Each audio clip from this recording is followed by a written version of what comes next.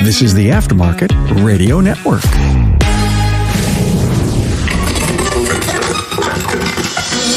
Hey, Carm Capriato here, the Aftermarket Podcast Pioneer, bringing you an important episode about marketing to technicians. Hey, we all know there's a technician shortage of qualified technicians, and we agree that the best are already working. If your marketing strategies are only meant to attract more customers, you might be missing a key opportunity. Marketing for technicians to join your team is just as important. Kim and Brian Walker from Shop Marketing Pros offer free advice for making your shop stand out and possibly attract a new technician to your business. Hey, thanks to our partner NAPA for sponsoring this episode. You know, together we can fix the technician shortage by investing now in an apprentice. Let NAPA help you. Start now, grow your own, and build your bench. Our future technicians can come from our concentrated efforts together. Contact your NAPA representative to learn more or log into member.napaautocare.com and get started. Hey, head to my website, remarkableresults.biz, to find the key talking points from this episode and use them to guide your changes. Print them out and start creating a brand new marketing campaign to attract technicians. Hey, remember, never stop learning. Get better every day.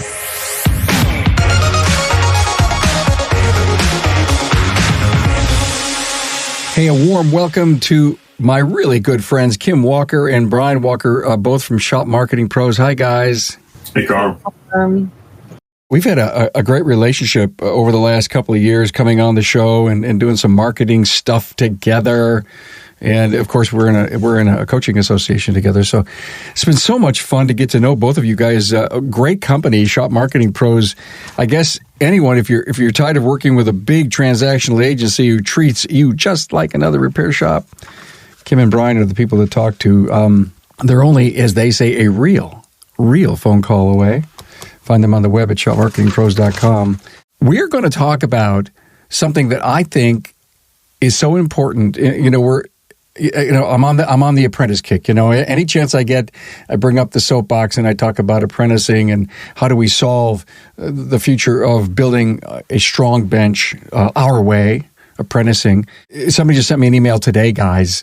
What's going on? Why are our technicians getting poached like they are? What industries are they going to and why? An outsider, kind of on the edge, asked me those questions. We know why. And the discussion today is really about how do we make our marketing to the point where we're promoting the fact that we have a great place to work. We care about our people. We promote the fact that, they've got certifications and on and on and on. And by no means are Kim and Brian, former shop owners, great marketing agents, do a lot of training in the industry, but they're not HR professionals. But they've got the passion to bring you these really cool ideas. So, guys, here's the big question of the day. How is your marketing making your shop look to them? Carm, where I want to start, and then Brian will jump in here as well, is, for so long, everybody's been focused on their marketing attracting a customer and never really thinking about the flip side of that and how their marketing could actually be attracting not only their technicians, but other people on their team as well. And Brian will talk, he's passionate about just educating people on, so many people are saying that it's COVID, that's creating this dramatic impact on hiring and finding people. But this has been something we've been dealing with for a long time that goes back to our generation being taught, and I'm saying my generation being taught, don't go be a mechanic, don't go be a plumber, don't go be an electrician, go to college. And then, fast forward to today where, now we're having a hard time finding people to work. And it's because there's this trickle down effect of it. And so when we're talking about our marketing today, we're trying to, even with our own customers, I should have brought the number today to this podcast, but we have a ridiculous number of our customers who are spending their hard-earned dollars where they should be putting that into advertising to get new customers. They're having to spend their hard-earned dollars on trying to find people to apply for a job. The thing is, the technicians that we do have out there are already working. Brian, I know you want to add to that. You're having to get more and more creative. When it comes to marketing, most people think about that being something that's going to bring new clients in, and they don't think about, what else it is. I mean, marketing is just about attracting people. If you're on the dating scene, you're basically marketing yourself. In this case, you've got to market your shop and make it look like the most attractive place for someone to come work.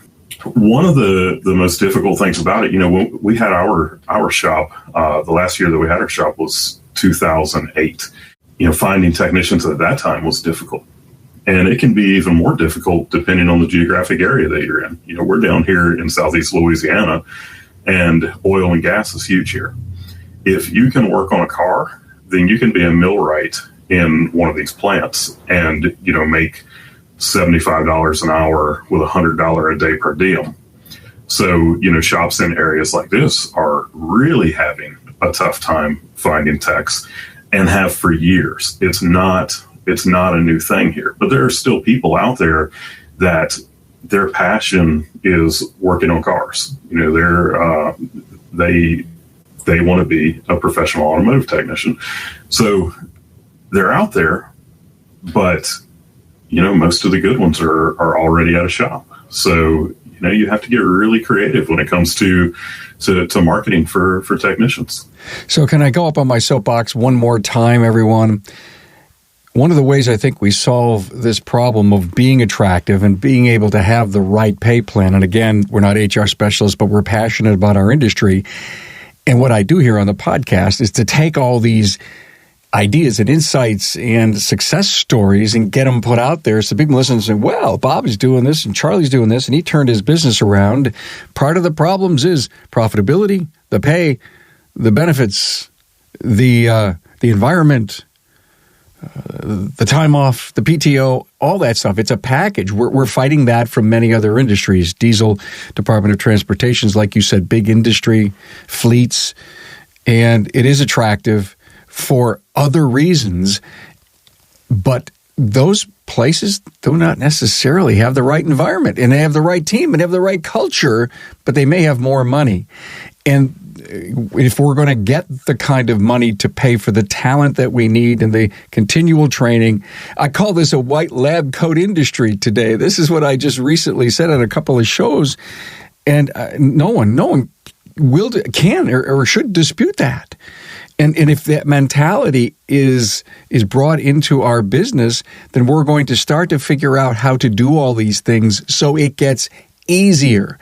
Now, if I'm doing all that stuff right, and obviously I'm going to have to do constant recruiting, guys. What do we do in social media to bring that power of suggestion to remember, Kim, I think you were saying it's just not customers that are looking at our social posts.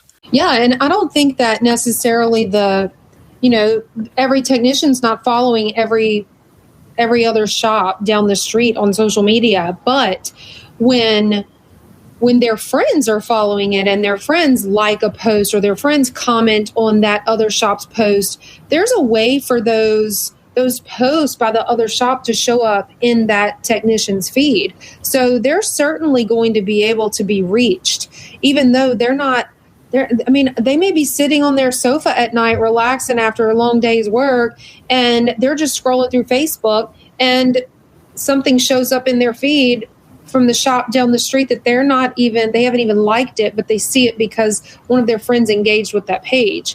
So there's so many things that you could be posting on your social media that you think is intended to attract a customer, but it's something to just get in front of that technician that shows the culture of your company. When we are talking to our customers that we're doing social media for, we're telling them, I need you to work with me and send me pictures or video of what's going on in your shop, or when you as a team go out and you have pizza for lunch, or, showing, pictures or video of the trainings that you do, or when someone gets certified and, gets their ASE certification, or when they go off and get some training, whatever it might be.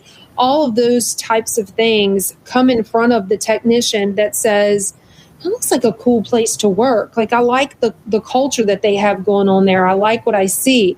And so it plants a seed. So the next post that you have that comes up in front of them waters that seed. And it just causes them to start scratching their head thinking, no, that does look like a cool place. I like that. And then you never know. They may be looking at your Facebook reviews. Are your reviews on your Facebook page, are they appealing? Or are your Facebook reviews suggesting that maybe the service advisor isn't so friendly to work with? Or worse, maybe the people are calling out the shop owner, and the shop owner is not, they're going to be looking at that, determining, is this a place where I want to be? Especially given that they're already working somewhere. You're having to kind of paint a picture without saying it, that the grass is greener over here. I have an idea. Thank you for sparking it. Let's go on record as of this minute forward that in 90% of all of our Facebook posts, we end the whatever words that we put in with, quote, a great place to work. No matter if it's a comment on an anniversary, a special vehicle that I'm working on, or if it's donut day and look at the boxes we have, stop in and have one, you can always say a great place to work. That message put out there thousands of times could, again, you never know that someone is sitting at dinner with friends on a Friday night saying, Johnny doesn't know what to do. He's graduating soon. He's not college, but he is. And, he wants to work with his hands. And they remember a great place to work. I take my car there. I don't take my car there. You never know where that's going to end up. And, I'm going to jump on my little soapbox here for a second, because I used to be a school counselor, right? When I was a school counselor, I was in the elementary school. And we talk about career preparation at an early level. So we're not talking about even planting that seed in a high schooler's mind, but all the way down to a young child. So that's why I forget which shop it was. Maybe, Carm, you might have even had them on, but during COVID, they were doing virtual field trips. So the teachers were bringing their kids into the shop on a virtual field trip. So they're impacting kids who love to work with their hands. You love to work with your hands? Check out what you can do with these cars and that sort of thing. Brian and I, our son is 18, and there's so many of his friends who just graduated in May that they're going to college. Why? That's the thing to do. They don't know what they're majoring in. They don't know what they're interested in. There's a ton of young people out there who are just going through the motions. They don't even know what they're interested in, and could be, like you are talking about, apprenticing, or, we got to capture these young people. I agree with you. By the way, I remember doing an episode with Patrick McHugh, and one of the things, again, let's go back pre-COVID, it's always important to remind people, well, he wasn't doing that when they all had masks on. No, he wasn't. But he was having a STEM class for young kids, and how he filled his class. It'd be like a car care seminar for his customers. Remember the old powder puff things that were done years ago for women, how to change your wash fluid and all that stuff, how to monitor your oil. But he was doing it for young peoples. And what he did is he went to his customers and says, listen, I've got an extra opening. Do you have a friend who may have a 12, 13, 14-year-old, some impressionable young person that could come in? And he used his customer base to recruit a team of about 8. But the biggest part of it was that the parent had to be there. You talk about a marketing opportunity. And they hooked up the computers and they moved on BMWs. They moved headlights around and stuff. And they showed that this is really a computer. And if you love to work with your hands and you love all this high tech and touch this and feel that and see this, we have to do more. As to your point, Kim, we cannot ignore this.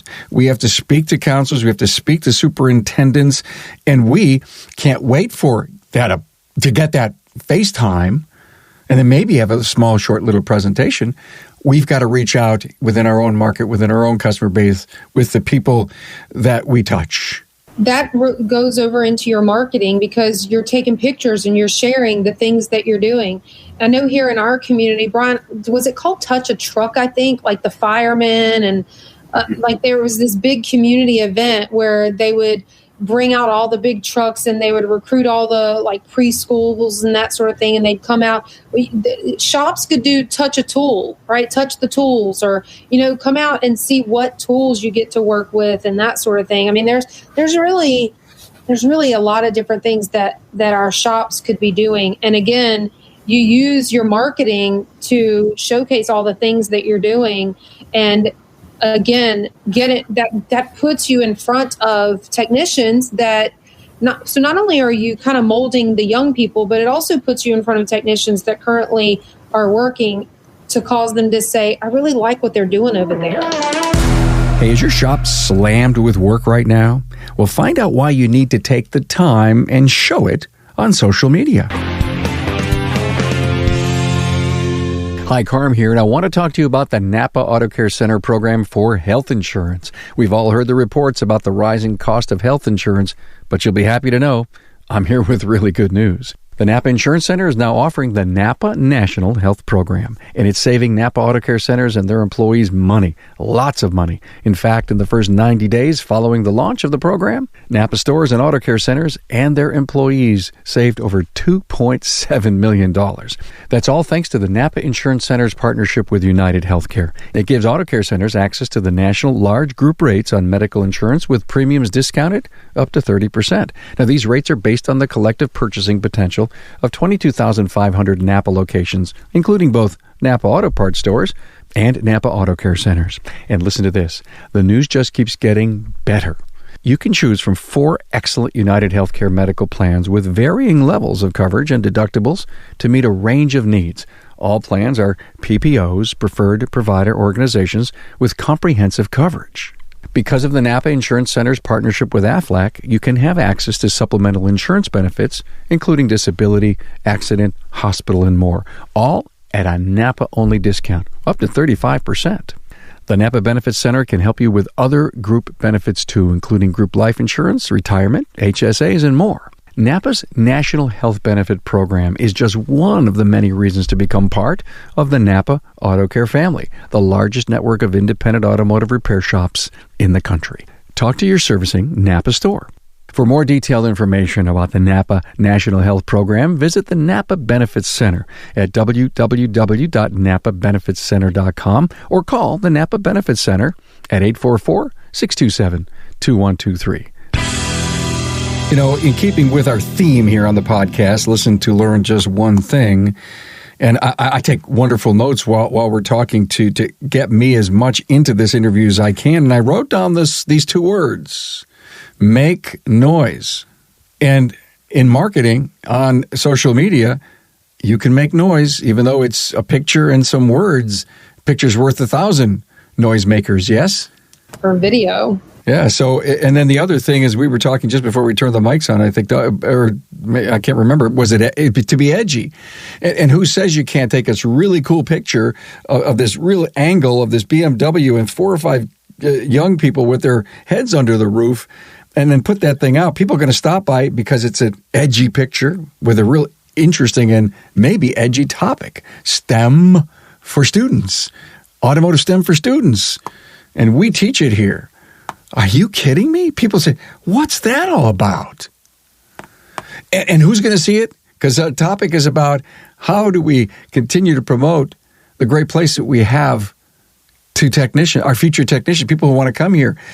Guys, do you hear the fact that really good technicians know where the great places to work are? And if you have a great place to work, then you need to make more noise about it.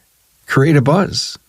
Well, Carm, that's one of the things that we really push people to do, because a lot of the marketing that you would do that would attract a technician is the same thing that would attract a new client.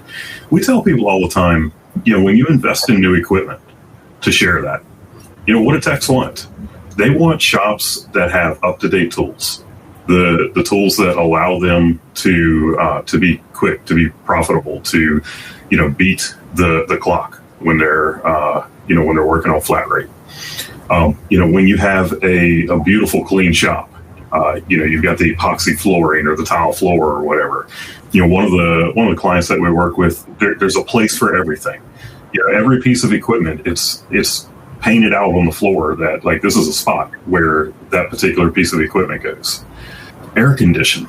Oh my gosh. If you're in a place with a hotter climate and you have a shop that has air conditioning, then that's something that you want to be sharing. But that's not only good for potential techs, it's great for your customers to know also, that their car is being taken care of in a place where people take pride in the facility, because there's all these stereotypes out there about auto repair that when you have the opportunity to break those stereotypes and show people that we're different. Our facility is a garage mahal. Those are great things to be showing. We do the shop tour every Tuesday on Aftermarket Weekly, and how many shops out of the 90, or how many have we done? 67, 60? How many of them show the barbecue pit and the Brookstone griddle and the new kitchen that they just put in so that they can, and somebody cooks differently. Why not take a picture every single Friday and have the owner post it and say, another tasty day here at the shop? Let the customers see that. Let the technicians who are learning about you. And how about, to your point, Brian, about keeping a clean shop? What about the 15-year master, ASE master tech, who's kind of scrubbing down his bay, at the end of the day or on a Friday, just keeping the place clean, because clean is what we do here. We're a great place to work. By the way, did I mention that? We're a great place to work.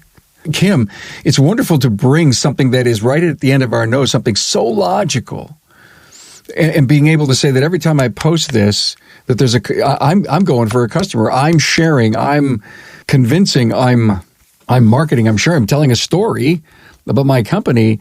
And does it have appeal to a potential future employee? Well, I love what Brian said, is that really it's whatever you're posting that's ultimately attracting a technician, or a team member, it's going to attract a customer as well. I mean, you're really doing both. It's not extra work. If you're paying for training and you had a training class and a new certificate come in, an new ASE certification, and a patch sewing on ceremony, and how about the awards from the community and the trophy case out in the showroom, and when you're putting that new high five, whatever you did to support and serve the community, whatever trophy you may have gotten, whatever plaque you may have gotten, got to share it with our customer. Thank you for bringing this topic to us, because every one of those posts has value in recruitment of new people. One of the most important things that a potential tech, for your shop is looking for is, how much work do you have? So taking that video out in the shop and showing the different cars that you're working on, walking out into the parking lot and showing how much you have there to work on. That is, again, great for those techs that you want to hire and for the customers, because they know if you have a lot of work, if you've got cars stacked up in the parking lot, to get worked on, you must be good if that many people are coming to you. And I can see voicing that over, Brian, by just walking in the shop with me, and it doesn't matter who it is doing that video, saying, thank you to all of our customers for keeping us so busy and trusting us. By the way, we're a great place to work. Absolutely. Perfect example. Brian and I travel a lot. We try not to go to all the chain restaurants. I love to jump on TripAdvisor and find the local mom and pop restaurant. And when we pull up and we're like, there's nobody here, we're like, it's probably not that good. Especially at noon. For sure. When you see a busy shop, you're like, wow, everybody's going there. They must be really good. So again, not only are you appealing to a technician who's like, busy shop, busy tech, I like that, but you're also attracting customers who are like, wow, I got to get on their calendar. These are great points, guys. What did we miss? Anything? One of the things that it's important to know is that your marketing is something that will give you an edge in hiring. I mean, there's legitimately a technician shortage out there. One of my favorite television shows is Gold Rush, and they have a spinoff show of a guy who goes out and helps gold miners to make the tweaks and adjustments in their gold mines to just get a little bit more gold. And he always tells them, every time, he'll say, if there's gold in the ground, I can help you get it. But the one thing I can't do is put gold in the ground. And it's the same kind of thing here. Your marketing, it'll give you that little edge up on the competition when it comes to hiring. But your marketing can't make more technicians. So, there are other things that you need to do, which is, being involved with the trade schools, working with your local high school to, help them put into place an auto shop program. I heard somebody talk about it. It's been a few years ago now, and I never thought about it the way they said it. But, when I was a kid, the kids that, they couldn't sit still in class, the teachers, they handled that. Now they'll tend to medicate, kids to the point that they just fall into order. When I was hiring a tech, if that technician could sit still, if he wasn't fidgeting, I didn't want him. The best techs are the ones that they can't sit still. They're constantly fidgeting. They're like, give me something to do. And we have medicated those kids to death to where they don't exist anymore. So you've got to get involved and give those kids an outlet. And those are your future technicians. Those are the ones that are going to be amazing techs.